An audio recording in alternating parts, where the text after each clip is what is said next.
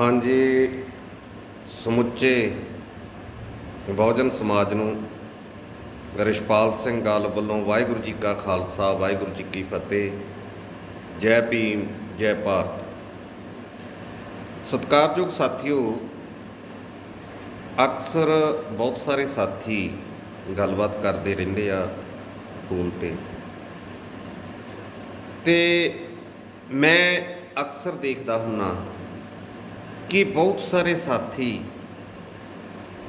Bahujan movement ਦੇ ਬਾਰੇ ਜਦੋਂ ਗੱਲਬਾਤ ਕਰਦੇ ਆ ਤਾਂ ਮੈਨੂੰ ਸਮਝ ਨਹੀਂ ਲੱਗਦੀ ਹੁੰਦੀ ਉਹਨਾਂ ਦੀ। ਇੱਕ ਪਾਸੇ ਤਾਂ ਉਹ ਬਾਬਾ ਸਾਹਿਬ ਡਾਕਟਰ ਭੀਮ ਰਾਓ ਅੰਬੇਡਕਰ ਸਾਹਿਬ ਨੂੰ ਆਪਣਾ ਰਹਿਬਰ ਵੀ ਮੰਨਦੇ ਆ, ਇਹ ਵੀ ਜਾਣਦੇ ਆ, ਕਹਿੰਦੇ ਆ ਕਿ ਬਾਬਾ ਸਾਹਿਬ ਨਾ ਹੁੰਦੇ ਸਾਡਾ ਕੁਛ ਨਹੀਂ ਸੀ ਬਣਨਾ। ਸਾਹਿਬ ਸ੍ਰੀ ਕਾਂਸ਼ੀ ਰਾਮ ਸਾਹਿਬ ਜੀ ਨੂੰ ਵੀ ਵਿੱਚ ਵਿੱਚ ਸਲਾਹ ਦਿੰਦੇ ਆ, ਪਰ ਉਹ ਬੰਦੇ ਬਸਪਾ ਤੋਂ ਦੂਰੀ ਬਣਾ ਕੇ ਰੱਖਦੇ ਨੇ ਤੇ ਸਥਾਪਿਤ ਪਾਰਟੀਆਂ ਉਹਨਾਂ ਨੂੰ ਮਤਲਬ ਕਿ ਤਰਜੀਹ ਦੇ ਕੇ ਦੱਸਦੇ ਆ ਔਰ ਉਦਾਹਰਨਾਂ ਦਿੰਦੇ ਆ ਕਿ ਸ਼੍ਰੀਮਤੀ ਇੰਦਰਾ ਗਾਂਧੀ ਜੀ ਨੇ ਸਾਡੇ ਲਈ ਆਹ ਕੁਛ ਕੀਤਾ, ਕਾਂਗਰਸ ਨੇ ਸਾਡੇ ਲਈ ਆਹ ਕੁਛ ਕੀਤਾ, ਕਾਂਗਰਸ ਨੇ ਉਹ ਕੁਛ ਕੀਤਾ। ਕੁਛ ਕਹਿੰਦੇ ਆ ਅਕਾਲੀ ਦਲ ਨੇ ਸਾਡੇ ਲਈ ਆਹ ਕੀਤਾ, ਉਹ ਕੀਤਾ, ਉਹ ਕੀਤਾ। ਤੇ ਮੈਂ ਉਦੋਂ ਇੰਨਾ ਹੈਰਾਨ ਤਾਂ ਨਹੀਂ ਹੁੰਦਾ ਸੀਗਾ। ਮੈਨੂੰ ਆਏ ਸੀਗਾ ਵੀ ਚਲੋ ਯਾਰ ਇਹਨਾਂ ਲੋਕਾਂ ਨੂੰ ਮਿਸ਼ਨ ਦੀ ਜਿਹੜੀ ਹੈਗੀ ਆ ਵੀ ਮਤਲਬ ਇਹ ਸੁਣੀਆਂ ਸੁਣਾਈਆਂ ਗੱਲਾਂ ਵਾਲੇ ਆ, ਇਹਨਾਂ ਨੇ ਬਾਬਾ ਸਾਹਿਬ ਦੀ ਮਿਸ਼ਨ ਨੂੰ ਪੜ੍ਹਿਆ ਨਹੀਂ। ਤੇ ਫਿਰ ਹੌਲੀ ਹੌਲੀ ਉਹਨਾਂ ਲੋਕਾਂ ਦੇ ਨਾਲ ਵਾਹ ਪੈਣਾ ਸ਼ੁਰੂ ਹੋਇਆ ਜਿਹੜੇ ਲੋਕ ਕੁਛ ਕੁ ਪੜ੍ਹੇ ਲਿਖੇ ਆ, ਵਧੀਆ ਪੜ੍ਹੇ ਲਿਖੇ ਆ। ਜਦੋਂ ਉਹਨਾਂ ਦੇ ਮੂੰਹੋਂ ਜਿਹੀਆਂ ਗੱਲਾਂ ਸੁਣੀਦੀਆਂ ਸੀਗੀਆਂ ਤਾਂ ਹੈਰਾਨਗੀ ਬੜੀ ਹੁੰਦੀ ਸੀ ਵੀ ਯਾਰ ਦੇਖੋ, ਇਹ ਸਾਰਾ ਕੁਝ ਜਾਣਦੇ ਹੋਏ ਵੀ ਇਹ ਲੋਕ ਅੱਜ ਫਿਰ ਬਹੁਜਨ ਮੂਵਮੈਂਟ ਦੇ ਖਿਲਾਫ ਕੰਮ ਕਰਦੇ ਨੇ। ਉਹਨਾਂ ਦੇ ਵਿੱਚੋਂ ਬਹੁਤਿਆਂ ਦੀ ਇੱਕੋ ਹੀ ਸੋਚ ਹੁੰਦੀ ਹੈ ਵੀ ਦੇਖੋ ਜੀ, ਜਿਹੜੀ ਬਹੁਜਨ ਸਮਾਜ ਪਾਰਟੀ ਆ ਇਹ ਤਾਂ ਇੱਕ ਜਾਤ ਦੀ ਪਾਰਟੀ ਆ ਤੇ ਉਹ ਜਾਤ ਵਾਲੇ ਆ ਜੀ ਚਾਹੁੰਦੇ ਆ ਵੀ ਜਿਵੇਂ ਦੂਜੀਆਂ ਮਨੋਵਾਦੀ ਪਾਰਟੀਆਂ ਹੈਗੀਆਂ, ਜਿਵੇਂ ਦੂਜੀਆਂ ਜਾਤਾਂ ਉਹਨਾਂ ਨੂੰ ਵੋਟਾਂ ਪਾਉਂਦੀਆਂ ਉਵੇਂ ਹੀ ਦੂਜੀਆਂ ਜਾਤਾਂ ਸਾਨੂੰ ਵੋਟਾਂ ਪਾ ਦੇਣ। ਤੇ ਫਿਰ ਜਦੋਂ ਉਹ ਉਦਾਹਰਨਾਂ ਦਿੰਦੇ ਆ, ਕੁਝ ਹੱਦ ਤੱਕ ਗੱਲ ਸੱਚ ਵੀ ਲੱਗਦੀ ਹੈ, ਇਹ 'ਚ ਕੋਈ ਦੋ ਰਾਇਆਂ ਨਹੀਂ ਹੈਗੀਆਂ। ਕਿਉਂਕਿ ਮੈਂ ਲੰਬੇ ਸਮੇਂ ਤੋਂ ਦੇਖਦਾ ਕਿ ਬਹੁਜਨ ਸਮਾਜ ਪਾਰਟੀ ਦੀ ਜਿਹੜੀ ਬਾਂਗਡੋਰ ਆ ਉਹ ਇੱਕੋ ਹੀ ਕਾਸਟ ਦੇ ਹੱਥ ਦੇ ਵਿੱਚ, ਜਦੋਂ ਕਿ ਸਾਹਿਬ ਸ੍ਰੀ ਕਾਂਸ਼ੀ ਰਾਮ ਸਾਹਿਬ ਮੌਕੇ ਜਿਹਾ ਨਹੀਂ ਸੀ, ਕਿਉਂਕਿ ਉਦੋਂ ਬਹੁਤ ਸਾਰੀਆਂ ਦੂਜੀਆਂ ਕਾਸਟਾਂ ਦੇ ਜਿਹੜੇ ਬੰਦੇ ਆ ਉਹ ਪ੍ਰਧਾਨ ਹੁੰਦੇ ਸੀ। ਤੇ ਇਹ ਗੱਲ ਵੀ ਪੱਕੀ ਆ ਕਿ ਸਟੇਟ ਬਾਡੀ ਦੀ ਵਿੱਚ ਸੂਬੇ ਦੀ ਬਾਡੀ ਵਿੱਚ ਜੇਕਰ ਕੋਈ ਡਿਸੀਜਨ ਮੇਕਰ ਆ ਜਾਂ ਜਿਹਦੀ ਕੋਈ ਚੱਲਦੀ ਆ ਜਾਂ ਕੋਈ ਫੈਸਲੇ ਲੈਣ ਦੇ ਕਾਬਲ ਆ, ਜਿਹਦੇ ਕੋਲ ਤਾਕਤ ਆ ਫੈਸਲੇ ਲੈਣ ਦੀ, ਤਾਂ ਉਹ ਸਿਰਫ ਤੇ ਸਿਰਫ ਸੂਬਾ ਪ੍ਰਧਾਨ ਹੀ ਆ। ਬਾਕੀ ਸਾਰੇ ਆਪਾਂ ਨੂੰ ਸਭ ਪਤਾ ਵੀ ਉਹ ਇੱਕ ਫਾਰਮੈਲਿਟੀ ਹੁੰਦੀ ਹੈ। ਤੇ ਬਹੁਤ ਜ਼ਿਆਦਾ ਦੂਜੇ ਉਹ ਕਹਿ ਦਿੰਦੇ ਇਸ ਤਰੀਕੇ ਨਾਲ। ਫਿਰ ਮੈਂ ਲੱਗਦਾ ਮਨ ਨੂੰ ਵੀ ਯਾਰ ਸਾਲਾ ਵੀ ਸੌਰੀ ਮੇਰੇ ਮੂੰਹੋਂ ਗਲਤ ਨਿਕਲ ਗਿਆ ਸ਼ਬਦ, ਵੀ ਮੂਵਮੈਂਟ ਕਾਮਯਾਬ ਕਿਵੇਂ ਹੋਊਗੀ ਜੇਕਰ ਉੱਤਰ ਪ੍ਰਦੇਸ਼ ਦੇ ਵਿੱਚ ਜਿਹੜਾ ਇਹ ਹੈਗੇ ਚਾਹੇ ਕੁਛ ਪਰਸੈਂਟ ਹੀ ਪਾਉਂਦੇ ਹੋਣ, ਜੇਕਰ ਕੁਛ ਪਰਸੈਂਟ ਜਾਂ ਕੁਝ ਲੋਕ ਬ੍ਰਾਹਮਣ ਸਮਾਜ ਦੇ ਲੋਕ ਭੈਣ ਕੁਮਾਰੀ ਮਾਇਆਵਤੀ ਨੂੰ ਵੋਟਾਂ ਪਾ ਸਕਦੇ ਆ, ਮੁਸਲਿਮ ਸਮਾਜ ਵੋਟਾਂ ਪਾ ਸਕਦਾ, ਹੋਰ ਵੀ ਬਹੁਤ ਸਾਰੀਆਂ ਕਾਸਟਾਂ ਜਿਹੜੀਆਂ ਵੋਟਾਂ ਪਾ ਸਕਦੀਆਂ, ਤਾਂ ਪੰਜਾਬ ਦੇ ਵਿੱਚ ਅਜਿਹਾ ਕਿਉਂ? ਤਾਂ ਫਿਰ ਜਦੋਂ ਸੋਚੀਦਾ ਕਿ ਜੇਕਰ ਜਿਸ ਕਾਸਟ 'ਤੇ ਇਹ ਦੋਸ਼ ਲੱਗਦਾ ਵੀ ਭਾਈ ਉਸੇ ਦਾ ਜਿਹੜਾ ਬੋਲਬਾਲਾ ਉਸ ਦੂਜੀਆਂ SC ਕਾਸਟਾਂ ਨੂੰ, BC ਕਾਸਟਾਂ ਨੂੰ, ਚਲੋ ਜਨਰਲ ਤਾਂ ਹਜੇ ਇਹ ਇੱਕ ਕਹਿਣ ਦੀਆਂ ਗੱਲਾਂ ਹੈ, BSP ਦੇ ਨਾਲ ਜੁੜਿਆ ਨਹੀਂ, BC ਸਮਾਜ ਵੀ ਨਹੀਂ ਜੁੜਿਆ, ਖਾਸ ਤੌਰ 'ਤੇ SC ਸਮਾਜ ਦੇ ਵਿੱਚੋਂ ਵੀ ਦੋ ਕਾਸਟਾਂ ਮੇਨ ਤੌਰ 'ਤੇ ਰਵਿਦਾਸੀਏ, ਜਿਹਨਾਂ ਨੂੰ ਰਵਿਦਾਸੀਏ ਵੀ ਕਹਿ ਦਿੰਦੇ ਆਪਾਂ, ਚਮਾਰ ਵੀ ਕਹਿ ਦਿੰਦੇ ਹਾਂ, ਧਰਮੀ ਵੀ ਕਹਿ ਦਿੰਦੇ ਹਾਂ, ਤੇ ਮਜ਼੍ਹਬੀ ਸਿੱਖ ਸਮਾਜ।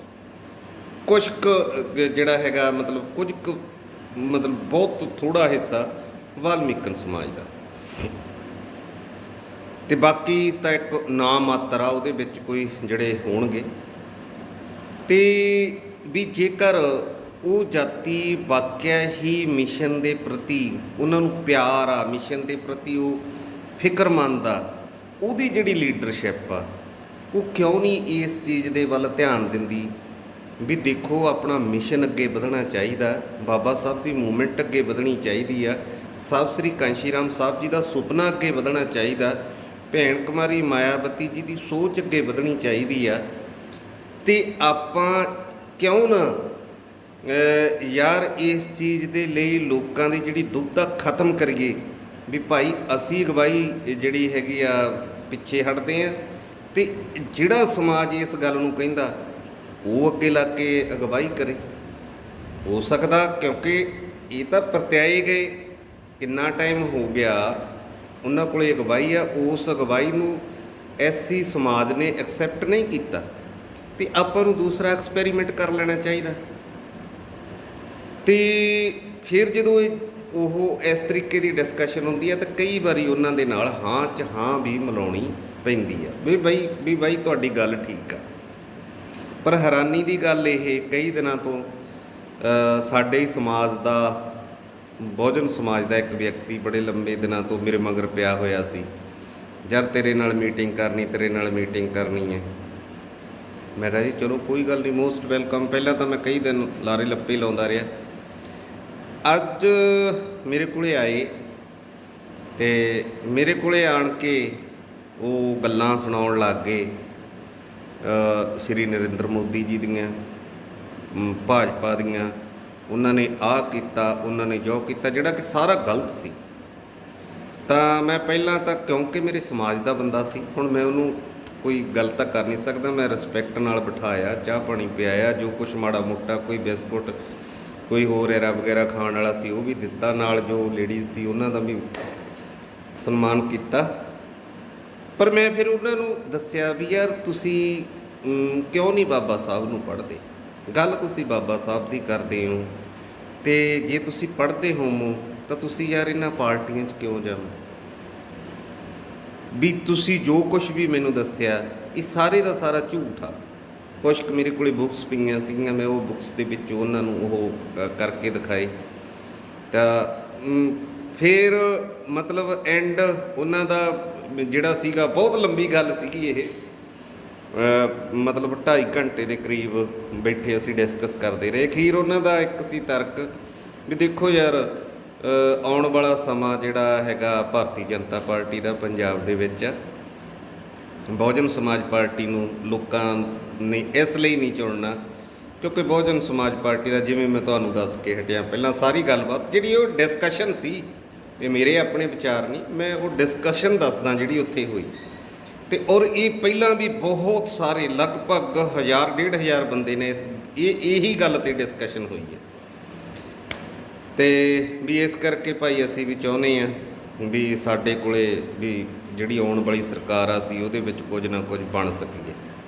ਅਤੇ ਉਂਝ ਅਸੀਂ ਸਾਡੇ ਕੋਲੇ ਬਾਬਾ ਸਾਹਿਬ ਦਾ ਜਿਹੜਾ, ਬਾਬਾ ਸਾਹਿਬ ਨੂੰ ਅਸੀਂ ਮੰਨਦੇ ਹਾਂ ਅਤੇ ਬਾਬਾ ਸਾਹਿਬ ਨੂੰ ਅਸੀਂ ਆਪਣਾ ਰਹਿਬਰ ਮੰਨਦੇ ਹਾਂ। ਸੋ ਸਤਿਕਾਰਯੋਗ ਵੀਰੋ, ਹੁਣ ਵੀ ਬਹੁਤ ਸਾਰੇ ਵੀਰ ਫੋਨ ਕਰਕੇ ਕਹਿਣਗੇ ਯਾਰ ਬਸਪਾ ਨੇ ਐਂ ਕਰਤਾ, ਯਾਰ ਬਸਪਾ ਨੇ ਉਹਨੂੰ ਕੱਢਤਾ, ਯਾਰ ਬਸ ਤੁਹਾਡਾ ਕੀ ਸਟੈਂਡ ਆ, ਤੁਸੀਂ ਭਗਤ ਤੋਂ ਫਲਾਨਾ ਟੈਂਪਕੜਾ। ਇਹ ਜਿਹੀਆਂ ਵੀਰੋ, ਮੈਂ ਸਾਰੇ ਵੀਰਾਂ ਨੂੰ ਮੈਂ ਇੱਕ ਗੱਲ ਕਹਿਣਾ, ਦੇਖੋ ਜਿਹੜੇ ਤਾਂ ਨਿਰਸਵਾਰਥ ਆ, ਜਿਨ੍ਹਾਂ ਦਾ ਤਾਂ ਸਵਾਰਥ ਆ ਕੋਈ ਨਾ ਕੋਈ, ਉਹ ਤਾਂ ਬਹੁਜਨ ਮੂਵਮੈਂਟ ਦੀ ਮਿਸ਼ਨ ਦੇ ਨਾਲ ਨਹੀਂ ਕਦੇ ਵੀ ਜੁੜ ਸਕਦਾ।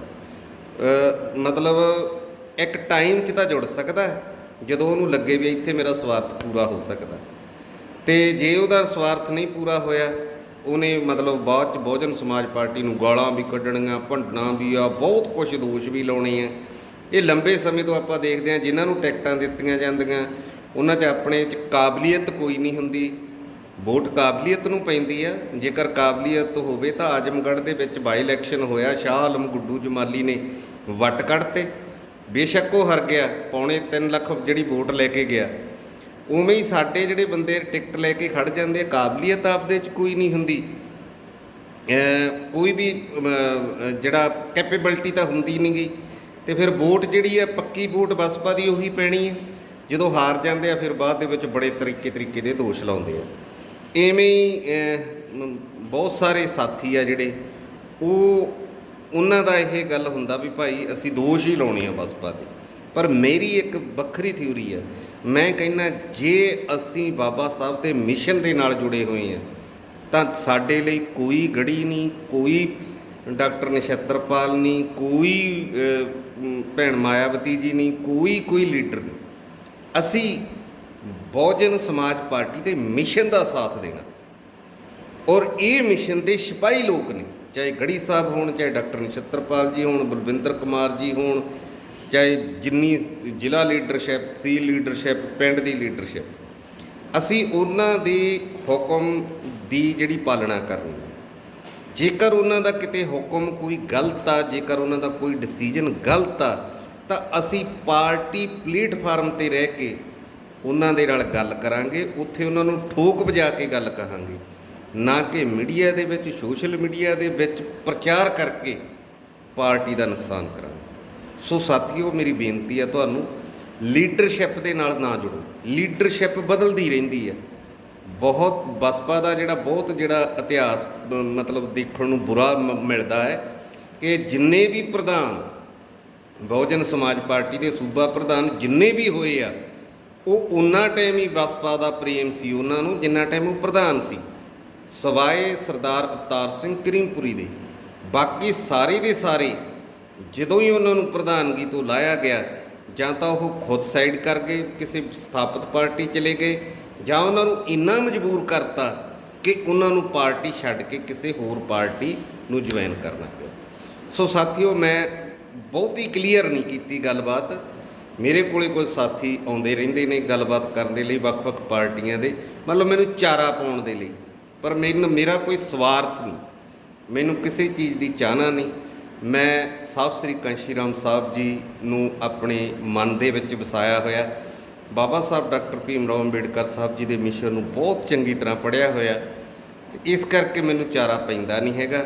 ਮੈਂ ਦੂਜੇ ਸਾਥੀਆਂ ਨੂੰ ਵੀ ਇਹ ਬੇਨਤੀ ਕਰਦਾ ਕਿ ਜੇਕਰ ਤੁਸੀਂ ਨਿਰਸਵਾਰਥ ਹੋ ਕੇ ਮਿਸ਼ਨ ਦੇ ਨਾਲ ਜੁੜੇ ਹੋ ਤਾਂ ਫਿਰ ਇਹਨਾਂ ਗੱਲਾਂ ਨੂੰ ਭੁੱਲ ਜਾਓ ਵੀ ਦੇਖੋ ਜੀ, ਉਹ ਫਲਾਣੇ ਨੇ ਤਾਂ ਐਂ ਕਰਤਾ ਜੀ, ਉਹਨੇ ਤਾਂ ਜੀ ਉਹ ਕਰਤਾ ਜੀ, ਜੋ ਕਰਤਾ ਉਹ ਕਰਤਾ। ਬਹੁਜਨ ਸਮਾਜ ਪਾਰਟੀ ਸਮੇਤ ਜਿਹੜਾ ਵੀ ਬੰਦਾ ਇਸ ਮੂਵਮੈਂਟ ਦੀ ਗੱਲ ਕਰੂਗਾ, ਉਹ 'ਤੇ ਦੋਸ਼ ਵੀ ਲੱਗਣੇ, ਉਹ 'ਤੇ ਪਰਚੇ ਵੀ ਹੋਣੇ, ਉਹ 'ਤੇ ਘਟੀਆ ਇਲਜ਼ਾਮ ਵੀ ਲੱਗਣੇ ਆ, ਸਭ ਕੁਝ ਹੋਣਾ। ਇਹ ਸਾਡੀ ਥਿੰਕਿੰਗ ਆ, ਇਹ ਸਾਡੇ ਮਾਈਂਡ ਦਾ ਇੱਕ ਪੱਧਰ ਆ ਕਿ ਅਸੀਂ ਉਸ ਚੀਜ਼ ਨੂੰ ਕਿਸ ਤਰੀਕੇ ਨਾਲ ਲੈਣਾ, ਕਿਸ ਤਰੀਕੇ ਨਾਲ ਦੇਖਣਾ, ਕਿਉਂਕਿ ਉਹਨਾਂ ਚੀਜ਼ਾਂ ਦੇ ਵਿੱਚ ਸੱਚਾਈ ਰੱਤੀ ਪਰ ਵੀ ਨਹੀਂ ਹੁੰਦੀ।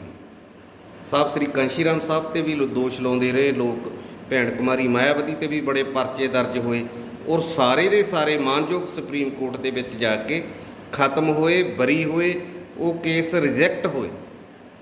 ਠੀਕ ਹੈ। ਹੁਣ ਜੇਕਰ ਅਸੀਂ ਬਾਬਾ ਸਾਹਿਬ ਡਾਕਟਰ ਭੀਮ ਰਾਓ ਅੰਬੇਡਕਰ ਸਾਹਿਬ ਜੀ ਦੇ ਸੰਵਿਧਾਨ ਨੂੰ ਅਤੇ ਉਹਨਾਂ ਦੀਆਂ ਸੰਸਥਾਵਾਂ ਨੂੰ ਇੰਨਾ ਪਵਿੱਤਰ ਅਤੇ ਸੁੱਚਾ ਮੰਨਦੇ ਹਾਂ, ਉਹਨਾਂ ਦੀ ਰਿਸਪੈਕਟ ਕਰਦੇ ਹਾਂ, ਤਾਂ ਫਿਰ ਸਾਨੂੰ ਇਹ ਗੱਲ ਵੀ ਮੰਨਣੀ ਪਊਗੀ ਕਿ ਮਾਨਯੋਗ ਭੈਣ ਜੀ ਉੱਪਰ ਜਿੰਨੇ ਕੇਸ ਲਾਏ ਗਏ ਸੀ ਉਹ ਫਰਜ਼ੀ ਸੀ। ਜੇਕਰ ਅਸੀਂ ਉਂਝ ਕਹਿੰਦੇ ਹਾਂ ਸਾਡਾ ਸੰਵਿਧਾਨ ਬਹੁਤ ਪਵਿੱਤਰ ਅਤੇ ਉੱਚਾ ਸਥਾਨ ਆ, ਬਾਬਾ ਸਾਹਿਬ ਨੇ ਜਿਹੜਾ ਇਹ ਸੰਵਿਧਾਨ ਦਿੱਤਾ, ਇਹ ਖਤਮ ਨਹੀਂ ਹੋਣਾ ਚਾਹੀਦਾ, ਅਤੇ ਦੂਜੇ ਪਾਸੇ ਉਸੇ ਸੰਵਿਧਾਨ ਦੇ ਅਧੀਨ ਬਣੀਆਂ ਸੰਸਥਾਵਾਂ ਨੂੰ ਅਸੀਂ ਇਹ ਕਰ ਦਈਏ ਕਿ ਮਾਇਆਵਤੀ ਭੈਣ ਜੀ ਤਾਂ ਆਪਣੇ ਅਸਰ ਸਰੂਪ ਰਾਹੀਂ ਬਰੀ ਹੋ ਗਏ, ਜਾਂ ਉਹਨਾਂ ਨੇ ਕੇਸਾਂ ਨੂੰ ਖਤਮ ਕਰਾਤਾ, ਇਹ ਫਿਰ ਦੋਗਲੀ ਨੀਤੀ ਨਹੀਂ ਚੱਲਣੀ। ਸੋ ਮੇਰੀ ਬੇਨਤੀ ਆ, ਵੀਡੀਓ ਬਹੁਤ ਜ਼ਿਆਦਾ ਲੰਬੀ ਹੋਊਗੀ, ਮੈਂ ਤਾਂ 2-3 ਮਿੰਟ ਦੀ ਬਣਾਉਣੀ ਚਾਹੁੰਦਾ ਸੀ। ਸਤਿਕਾਰਯੋਗ ਸਾਥੀਓ, ਆਪਾਂ ਕਿਸੇ ਵਿਅਕਤੀ ਵਿਸ਼ੇਸ਼ ਨਾਲ ਨਾ ਜੁੜ ਕੇ ਬਹੁਜਨ ਮੂਵਮੈਂਟ ਦੀ ਸਭ ਤੋਂ ਨੰਬਰ 1 ਦੀ ਪਹਿਲੀ ਕਤਾਰ ਦੀ ਰਾਜਨੀਤਿਕ ਪਾਰਟੀ ਬਹੁਜਨ ਸਮਾਜ ਪਾਰਟੀ ਦੇ ਸਮਰਥਕ ਬਣੀਏ। ਉਹ ਤੁਹਾਨੂੰ ਇਹ ਗੱਲ ਪੱਕੀ ਆ, ਜੇ ਸੱਤਾ ਚਾਹੁੰਦੀ ਆ ਤਾਂ ਤੁਹਾਨੂੰ ਸਬਜ਼ ਬਾਗ ਨਹੀਂ ਦਿਖਾਏਗੀ, ਤੁਹਾਡੀ ਬਿਹਤਰੀ ਲਈ 101% ਕੰਮ ਕਰੇਗੀ। ਇਸੇ ਬੇਨਤੀ ਨਾਲ ਤੁਹਾਡੇ ਤੋਂ ਰਜਾ ਲੈਣਾ। ਵਾਹਿਗੁਰੂ ਜੀ ਕਾ ਖਾਲਸਾ, ਵਾਹਿਗੁਰੂ ਜੀ ਕੀ ਫਤਿਹ। ਜੈ ਭੀਮ, ਜੈ ਭਾਰਤ।